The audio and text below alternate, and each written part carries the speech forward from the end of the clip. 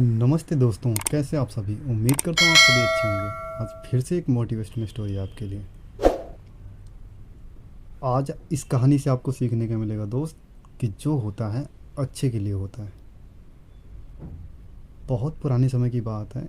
एक व्यक्ति था, उसके पास केवल अपनी एक भैंस थी जिसको वो पालता, उसका दूध निकालता, मार्केट में बेचता और अपने परिवार का गुजर बसर करता।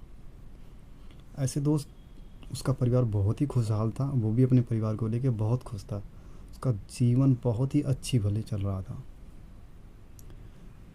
कुछ दिन बीते दोस्त। एक ऋषि उसके यहाँ भिक्षा मांगने आया।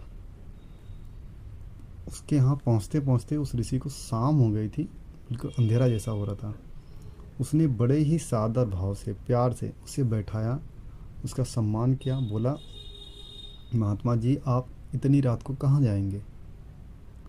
सुबह चले जाना, आज आप हमारे यहाँ विश्राम करें।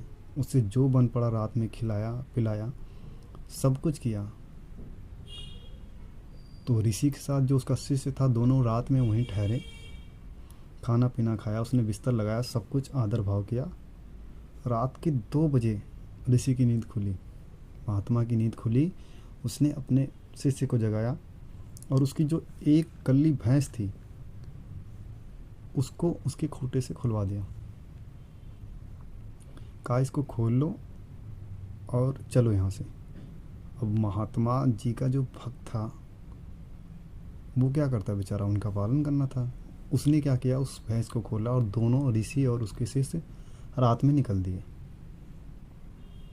वहाँ से चले गए। सुबह होते ही व्यक्ति ने देखा तो उसकी भैंस है ही नहीं। बहुत ही रोया, बहुत ही परेशान हुआ और अपनी ज़िंदगी को इतना कोसा, मत पूछो। उसके बाद उसने कहा कि हमने जिसकी मदद की है उसने हमारे साथ ऐसा किया, क्यों किया? या तो अब बैठ के रोए या कोई उपाय सोचे। अब दोस्त, मरता क्या ना करता, उसे कुछ सूझा ही नहीं। उतने दिन से उस जंगल में, उस बगीचे में, वो घर में रहता था। जब उसका परिवार अब भूखा रहने लगा, 1-2 दिन बीत गए, उसे कुछ नहीं सूझा, तो मार्केट गया। मार्केट से वो कुछ फूल लाया, उसे सामने अपने छोटे से बगीचे में लगा दिया।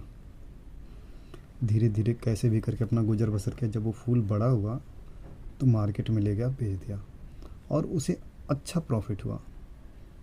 उसने धीरे धीरे कर फूल का व्यापार चालू कर दिया और उस छोटी सी कुटिया से उसने एक बहुत बड़ा सा बगीचा बनाया।